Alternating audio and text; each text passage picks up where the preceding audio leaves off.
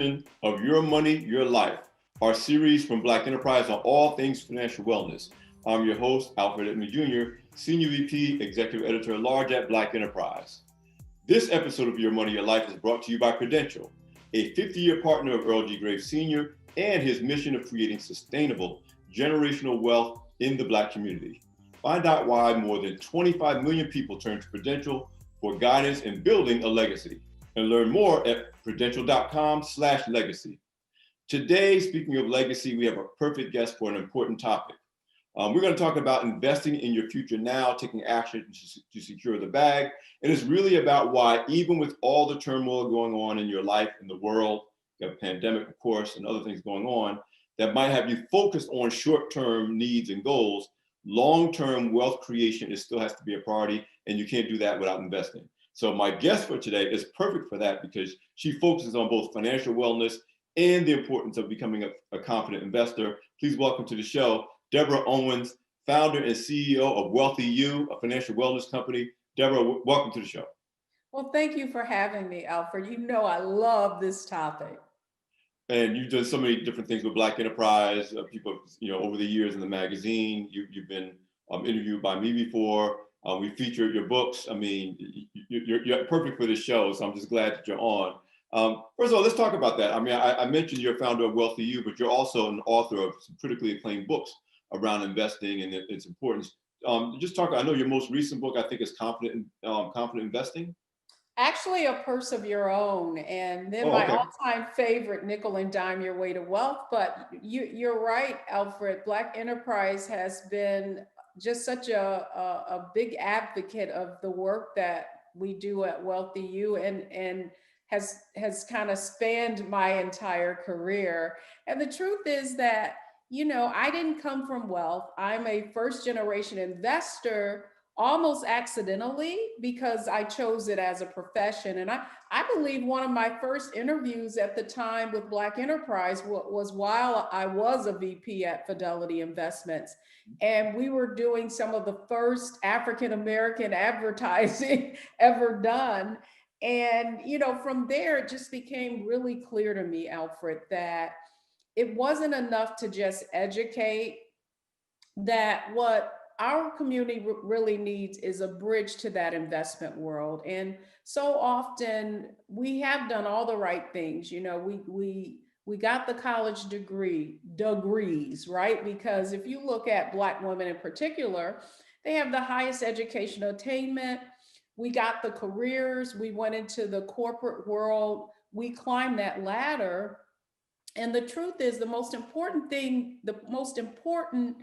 topic that we needed to really excel at, we weren't taught through our formal education. And that really is about the investment world. And so, what I found, even when I was a financial advisor and then went into sales and marketing, was for many of us who have achieved a certain degree of professional success, we have a lot of shame around not maybe understanding the financial markets. And so as a result of that, we're afraid to take risks. So that our lack of investment prowess directly impacts our ability to build wealth because we're risk averse. And that risk aversion is, in my experience, is directly tied to our lack of experience investing.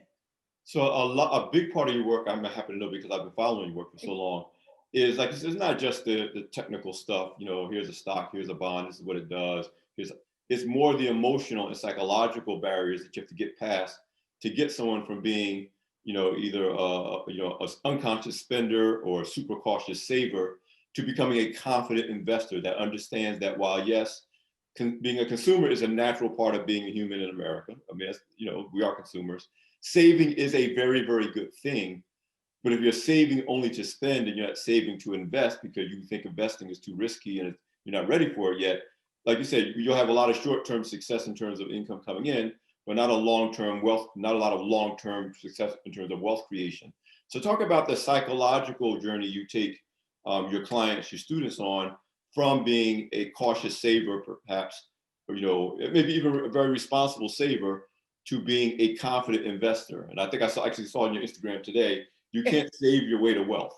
That's exactly right. Our Well, boss, Earl Butchgrave, says you can't cost cut to profitability. Sooner or later, you're going to have to invest and grow those assets. grow that, absolutely. Well, I love that you called it an unconscious spender, because oftentimes that's exactly what it is. And one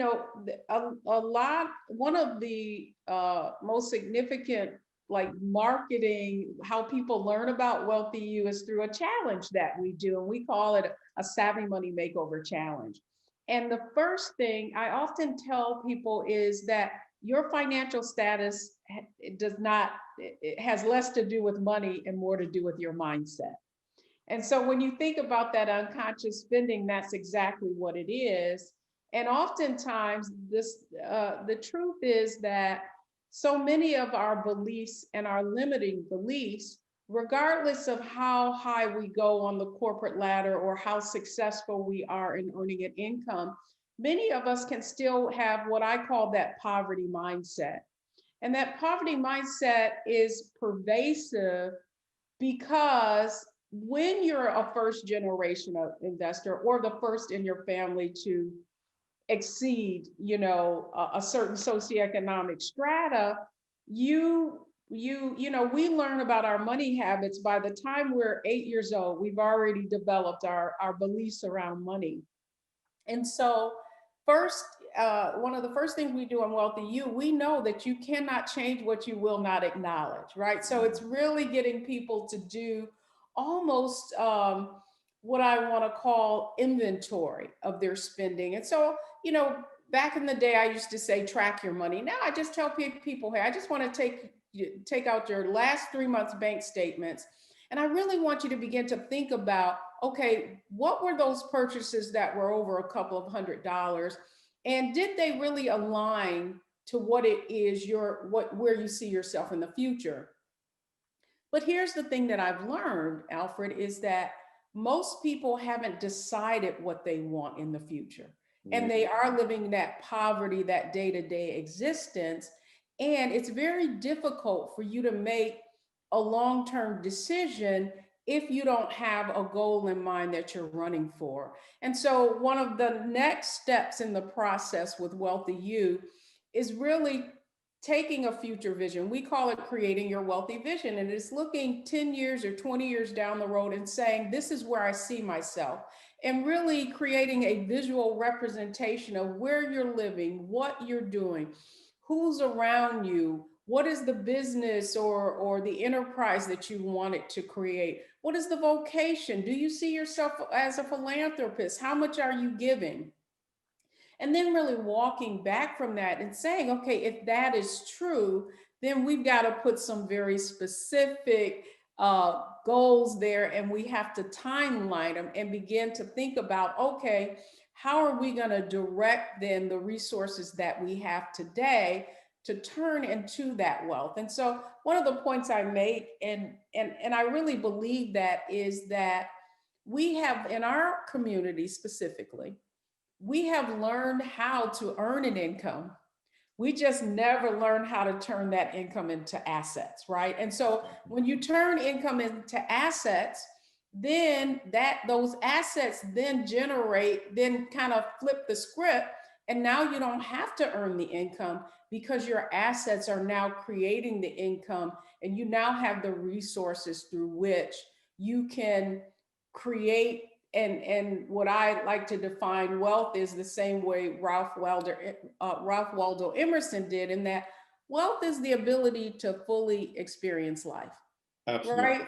And so it's not the things that money can buy, it's the peace of mind, in my estimation, that it provides, right? The ability that, if something were to happen, that you could meet that obligation. If your parents are getting older, that there are resources that you can provide them with, and you're giving from a full cup, right? And not a half empty one, which typically is where you find all of the financial strife. And then people really have from the emotional and psychological side of it, then you begin to feel resentment because Yeah. you feel like, why should I have to take care of the financial decisions that someone else made? Well, that's what wealth allows you to do if you choose to. Because I think the other thing that I find in my work, because I've coached thousands of women and some men, Mhm. is that we're enablers, right? So we achieve a certain amount of financial success, and then we feel almost a guilt, Yeah, and then we feel obligated. yes, and feel obligated. But with that guilt comes resentment. Mhm. And, true wealth, again, is the ability to not even feel an obligation, to feel grateful that you're able to provide those resources without there being any expectation that it has to be repaid. It's the ability to give freely, and I like to look where many people have said wealth is about having options. That Yes, you can do a bunch of things because you can afford those options. It's not even about what kind of car you drive or what kind of house you live in. It's about being able to make the choices you really want to make and know that your basic needs and then some are going to be covered, so you have the freedom to move and do what you want to do. The other thing I think is important is something I emphasize a lot, both in, I coach a lot of entrepreneurs. I'm heavily into mentorship, and your thing about vision, and I stress both in classes I teach as well as one-on-one sessions, that vision is different than mindset. Mindset's important. yes, Mindset is about the attitude and like you said, your your thought process that beliefs, you bring to the table. right? But vision is about your destination. Yes, And if you don't have a long-term destination, if your point, or that long destination is fuzzy, then you won't be able to make decisions in the present to get you to that place you say you want to go. And the way I told one of my clients, like if you say you want to get to LA, but you have no idea how to get there, and you start driving, you may end up in Chicago, you may end up anywhere but LA. So it's important to say, no, this is where I really want to go. This is how clear it is. And that way, even when you have detours and unexpected occurrences, you haven't forgotten where you're trying to go. And so many of us have plans for saving and investing, but without a long-term goal, it's easy to get thrown off of the plan and forget what you were trying to do or make bad decisions in the present because you're not really committed to where this long-term goal is. So I love what you had to say about vision.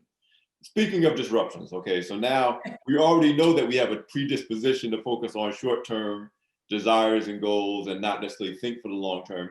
And successful investing is a long-term game. I mean, that's important for our audience to understand that. Now we have everything that's happened in 2020. Obviously, if you lost your job, if your business has failed or is struggling, if you're worried about making ends meet, if you're trying to educate your kid at home because they can't go to school, you have an elderly person you're trying to protect, you're trying to work a job or run your business, you have a whole bunch of things that will make you forget your long-term goals and focus on what I have to get done today, which is totally understandable.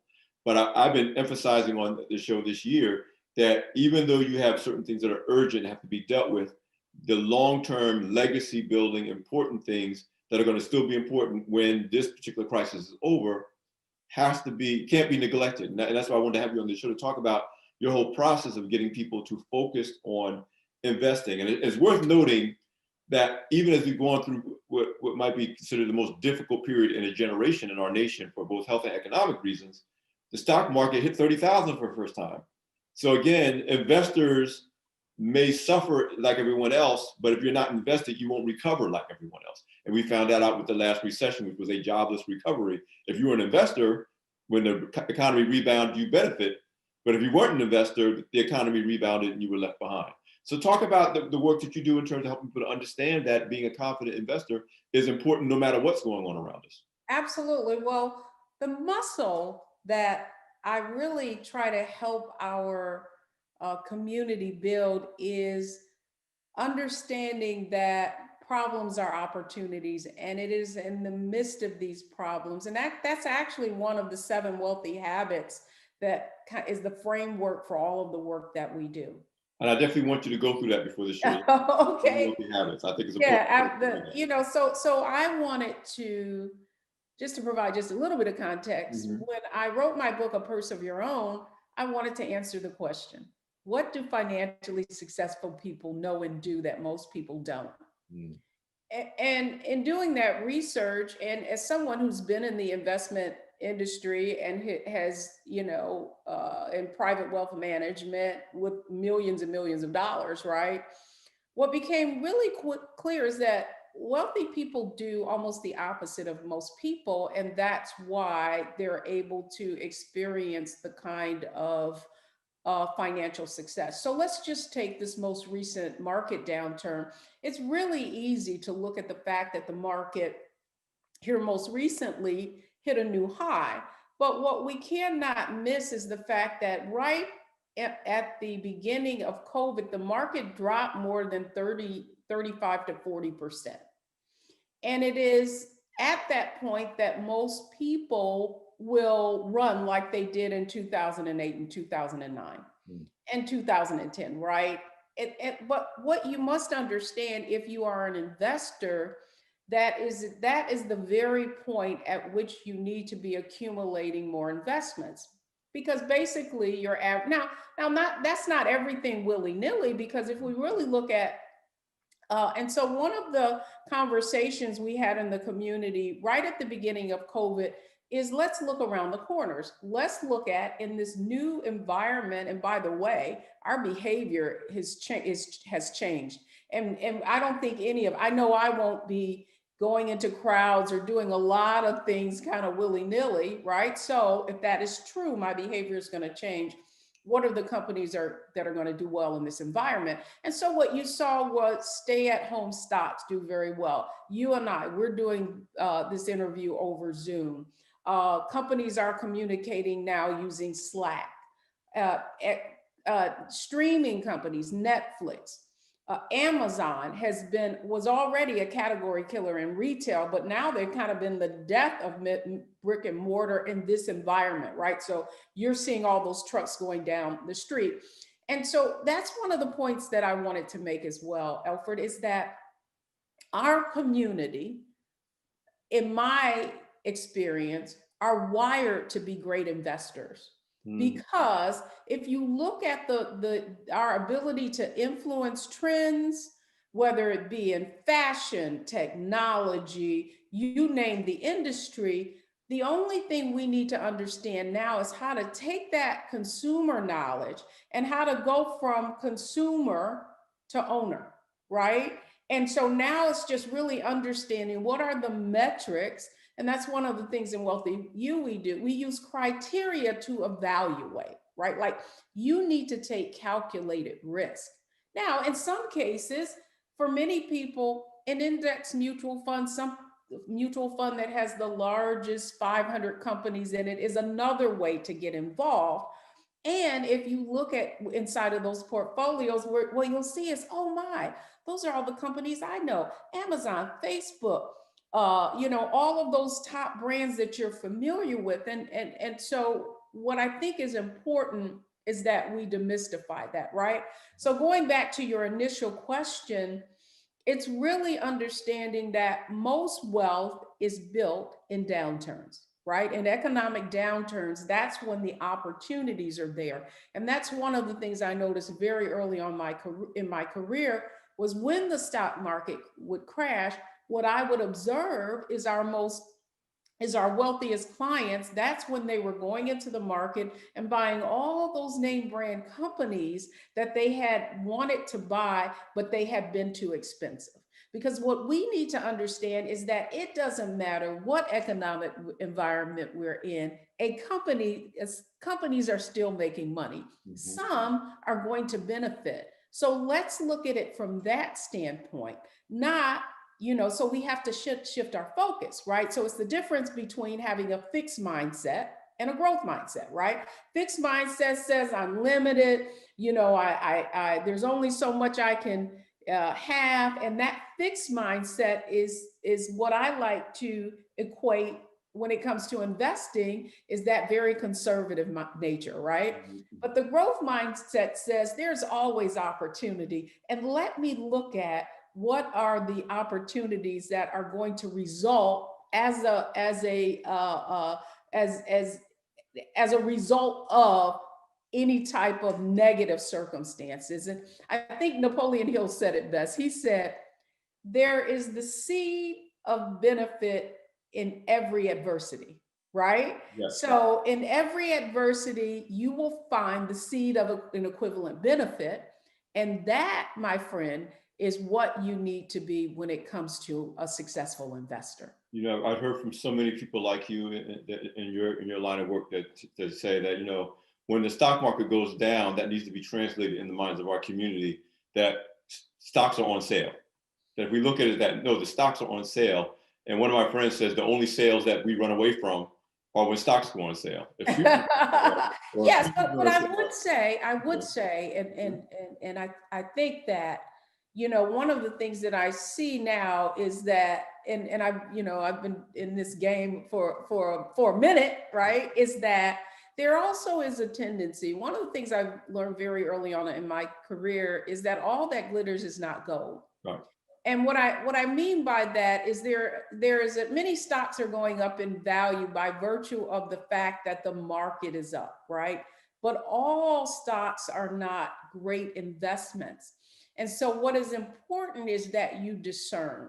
Okay, so when stocks go on sale, what you want to be able to look at is some stocks went down, but some stocks were defensive. So what were those companies that were really defensive in a negative economic environment? And there is where you find the greatest opportunities. Excellent. Hold that thought.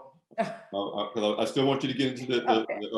the 7 wealthy habits, because I want our audience to get that. Okay. Listen, this episode of Your Money, Your Life is brought to you by Prudential, a 50-year partner of Earl G. Graves Sr. and his mission of creating sustainable generational wealth in the Black community.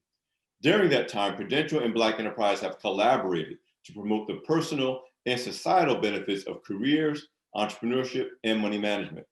Today, as both new and continuing challenges present themselves, Prudential is committed to helping people build lasting legacies. Visit prudential.com/legacy to learn more.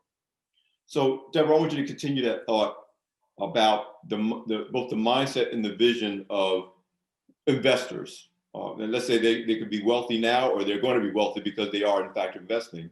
But that your work to transform the thinking of students, your clients, others that come through your company to become confident investors. And I definitely want you to get into what are the 7 wealthy habits that you found in your understanding and interacting and serving through your profession, wealthy individuals that you discovered when you were a financial services professional that you seek to instill in the people who come through Wealthy You.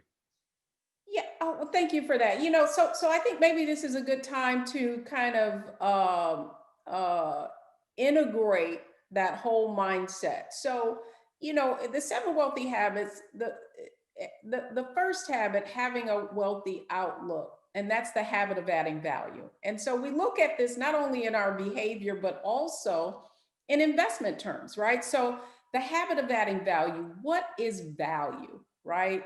It's an increase in worth. And so from an investor standpoint is what you really want to look at, the focus, and basically I have even evolved those habits into a wealth blueprint, very practical for our community, right? That first habit really being focusing on increasing your net worth. And by virtue of the fact that you focus on increasing your net worth, the outcome of the behavior is going to move you in the direction that you want to go. If you make financial decisions, whether or not it increases or decreases your net worth, you're going to make better decisions, right? Because if you put on more credit, right, that's debt, so that's going to decrease your net worth. If you're investing in assets or stocks or real estate that increase in value, you're going to increase your net worth. So that's number 1, the habit of adding value, increasing your net worth. Mm-hmm.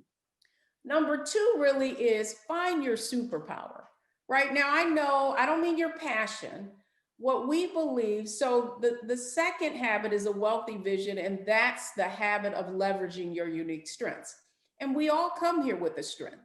And so if you think about it, really wealth is less about getting than it is giving. And when you give something of value, taking it just one step further, right, then people want to reciprocate and then pay you for that value that you've created. In order to do that, you've got to figure out how can you create unique value. And you do that when you understand what you're really gifted at, and then how you can use that for others' gain, not just your own. Okay, wealth is not about getting, it really is about giving.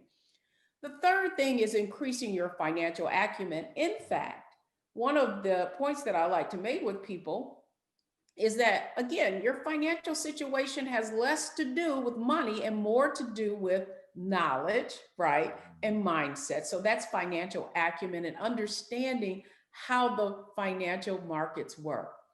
The fourth is And we just put a having, pin in that number three. This is one of the things I keep emphasizing over and over again.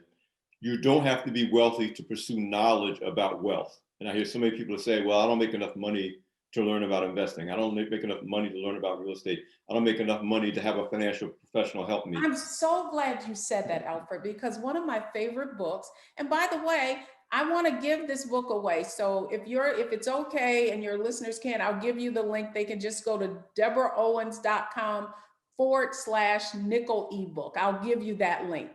It's a phenomenal story that I want to give away. It's the true story of a man who never made more than $12 an hour and now has $1 million portfolio. The story is good. Never was labeled a slow learner, attended school until he went to night school. And the name of that book is Nickel and Dime Your Way to Wealth. And it's the true story of a parking attendant who never made $12 an hour. And the reason and it's a true story because I met him through my radio show and discovered that at the time he had a $500,000 portfolio. He didn't even know it. It's just that he worked at a bank and he observed wealthy people. And he observed working people came in the bank, cashed their check, left. He didn't see them again until the next time they got a check. Wealthy people came in all different times of the month, and they were depositing dividend checks and putting stock certificates in their safe deposit box. And he said, "Oh, that's what I want to do." And so I often say that the most valuable thing that he had working for him was that he didn't know enough to be afraid. Okay, because going back to mindset, that risk aversion is fear of losing what we already have. Right. Oh, you with me? Like that's where that fear, like we don't have enough. And if you think about my mother was the daughter of a sharecropper. My father the same. They moved from the south to the north, and so they came, and so that was a survival, and that was there to protect our families. And yet here we are decades later, and even though we've had some success, we still carry that fear of loss, right? And so even people go through our courses and they will not act, right? And they won't act because of that fear. And that's why we focus so much on mindset. And in the community, there is accountability, support, and transparency, so that people can see themselves and say, "Oh, you're just like me." And that's why I share with people, I'm a first generation investor. Had I not kind of stumbled into an investment company office, I would not know what I know. But what I do know to be true, after watching in our community, people build their first 5-figure, 6-figure, 7-figure investment portfolios. Now some are running for 8. Is that it has little to do, not that earning an income isn't important, but so much of our lack is a lack of imagination, right? And motivation. The ability to see ourselves beyond whatever limit we've ever seen somebody else go, right? So if I have never seen anybody have a 7-figure portfolio, I don't believe I have. In fact, I love these texts. I got a text and I actually put it on the website. And I didn't put the person's name, but she says, I'm one of those people who now have a retirement account worth 7 figures. If only I had taken the class sooner. Oh, well, it is as it should be, right? So think about how she described herself in the third person. Like, I'm one of those people. And I had to respond, no, you have a 7-figure portfolio. So that's the point that I had to learn, Alfred, personally, as a financial educator. So now And we're up to number 4. I know I interrupted. yeah, okay, so let's go to 4. So 4 is wealthy focus. And that is having specific goals and having an investment account tied to that goal, right? Number 5 is mindset, the ability to see problems as opportunities and identify them as so. Number 6, system. So let's take everything I just said and let's make it systematic, automatic. Let's leverage technology. And then lastly, and this is great, is wealthy legacy. And that's let's protect what we build and earn, because that's the other aspect in our community. So many of us have not had the proper estate planning, trust, or wills. And because of that, a lot of our assets are lost in probate and, in family arguments. Can we be real? Yeah. Okay. So that is the 7 wealthy habits and what I call the blueprint specifically for our community that addresses our unique challenges, but also leverages our opportunities. That 7th habit is so important. And again, it dovetails so important to the theme of this show and of course the mission of Black Enterprise. And you heard us say before, you probably said it before, if it's not multi-generational, it's not real wealth. So if you're successful all during your life and you build wealth and then you get to the finish line of your own life and you fumble the ball because you didn't do estate planning, you didn't do insurance, you didn't do trust, you didn't do wills. And like you said, between probate and people saying, no, that's mine, that's mine, that's mine. And my lawyer friends that say you either can hire me in the front end to create an estate plan, or you can pay me on the back end when everybody's fighting. And yeah, it's kind of like the doctor, right? Yeah, and you're a health nut, right? You can either pay me in sweat and healthy habits now, or you can pay in for medicine and later. Yeah. Take your choice. The same applies. Yeah, so it's so important. So I'm so glad you said that, because the show is about multi-generational wealth, legacy, and the financial wellness that we have to build up in ourselves and in each other in our communities. That, like you said, to go from just knowing the right thing to do to actually doing the right thing. And can I share with the audience my definition of wealth? Do absolutely, I have time? please do. Okay, so and it goes back to mindset, and we've been talking. So people with the poverty mindset think and manage their money day to day. People with a poor mindset think and manage their money week to week. That's that paycheck to paycheck mentality, right?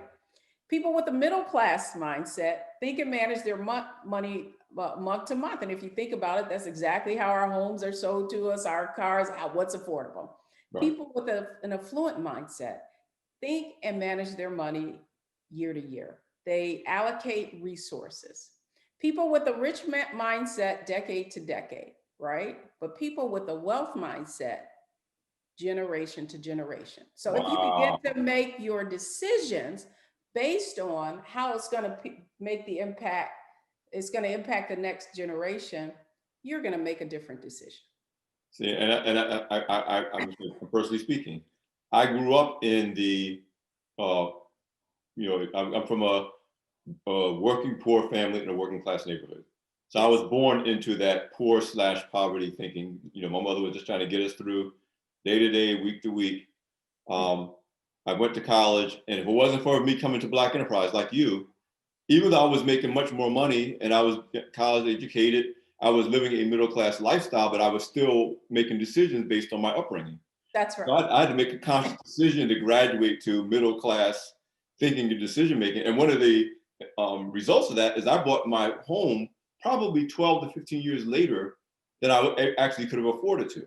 That's right. But like I said, my work at Black Enterprise kind of woke me up to a new way of thinking. And now I'm actually in that process of going from, I think I'm now at the year to year planning, but I'm trying to graduate to decade planning, and then ultimately to generation planning, Absolutely. you know. Absolutely. But I tell people it's not something that happens automatically. You have to consciously graduate yourself. And every time you move to a new level, it's going to be very uncomfortable. So, you know, the comforting thing is to stay where you are. Well, here's what's important though. Nipsey Hussle said this. Mhm. Are you in a circle or are you in a cage?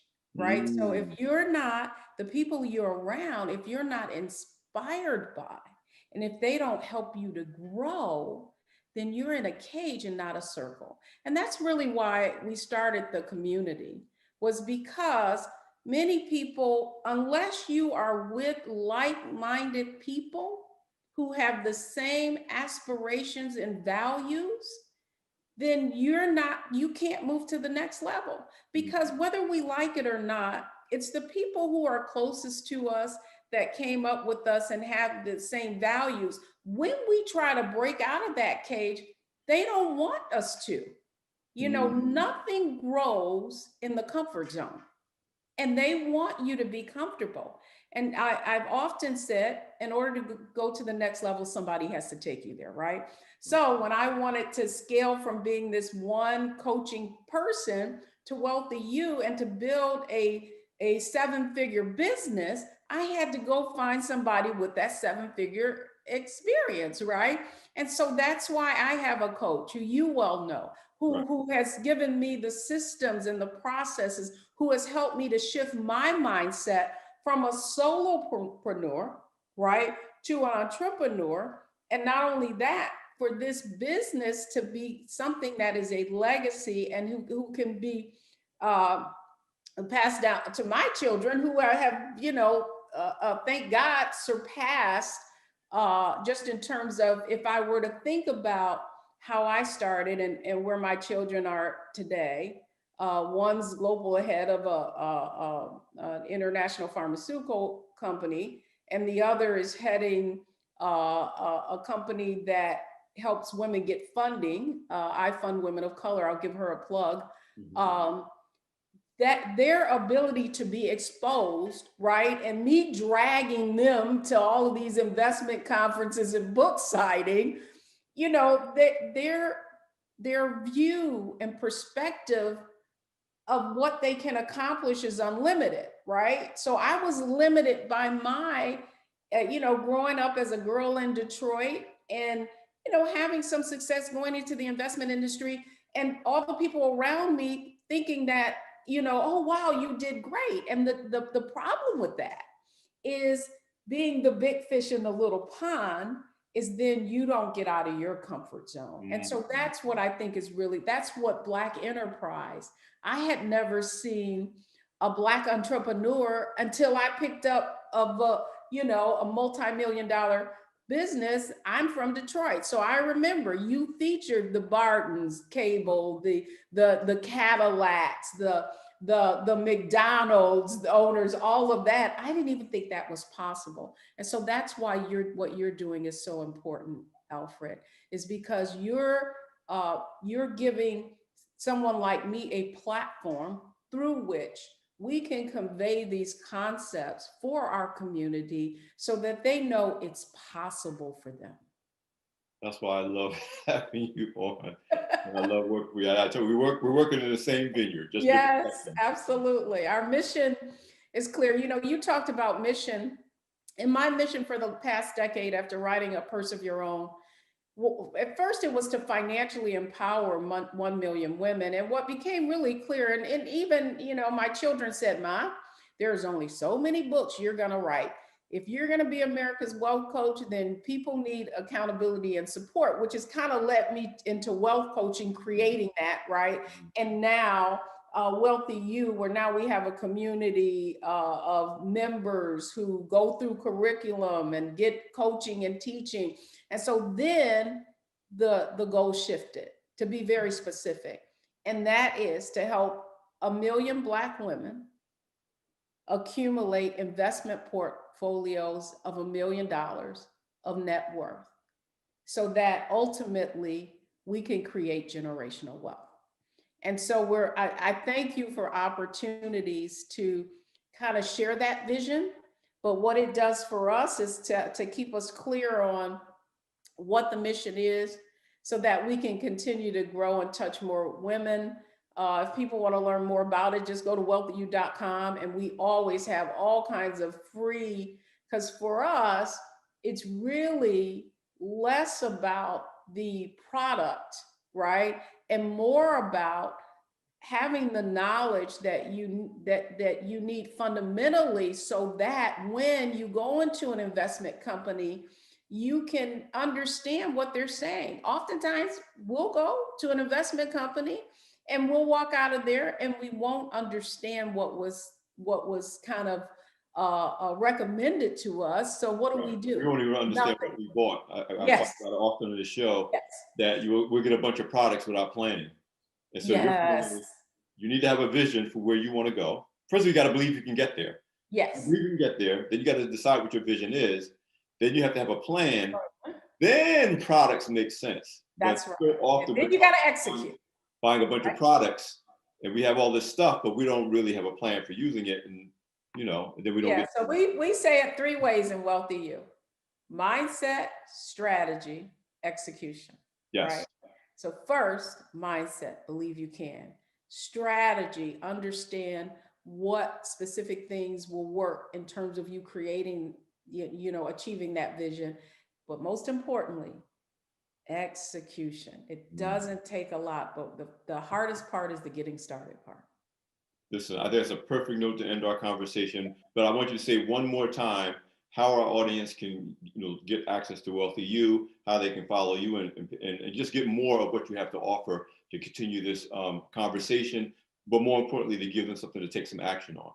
Absolutely. Well, they can go to just Wealthy You. So wealthy, the letter u.com, as in like a wealthy university. And that is our goal, to teach first generation investors how to build their first 5, 6, and 7-figure investment portfolios. Sign up. You can join us on our Facebook group. Just search for Wealthy You Community. And every Wednesday night, we have Wealthy You Wine Down, and that's where you can take your favorite glass of vino or water if you prefer. And I have guests, and I have oftentimes I'm featuring people in the community sharing their story. And then last but not least, I will give you the link, and anyone who wants to get a copy of that book, Nickel and Dime Your Way to Wealth, then they can get it at deborahowens.com/ebook. I will give you that so that they can, and that in itself to me is priceless. Yeah, I want to read that story, but I think it's so important. People remember the groundbreaking book Millionaire Next Door, and the upshot of that book, which I recommend to read just to open your mind, is that most millionaires don't look like what we think they do. Like the societal picture, the media picture of what a millionaire is probably a lot closer to the parking attendant that just did the right thing with his nickel and dimes than it is the person who's riding the Benz down the street. I like to say, Alfred, that real wealth is quiet. Yes. You never see it when it enters the room. Yes. Deborah, thank you so much for taking the time to talk to us today. I knew it was going to be great to have you on the show. I wish you all the best. Thank you so much. Thank you so much. And thank you for your ongoing support. Black Enterprise has supported me from day one. And, you've done articles, every book that came out. If there was ever an organization that I know is committed to our community, it's Black Enterprise. Thank you so much. We're going to continue to do that work. Yes. This episode of Your Money, Your Life is brought to you by Prudential, a 50-year partner of Earl G. Graves Sr. and his mission of creating sustainable generational wealth in the Black community. Find out why more than 25 million people turn to Prudential for guidance on building a legacy. And be sure to learn more at prudential.com/legacy. I'm Alfred Edmond Jr., Senior Vice President, Executive Editor-at-Large at Black Enterprise. You just listened to another episode of Your Money, Your Life. See you next time.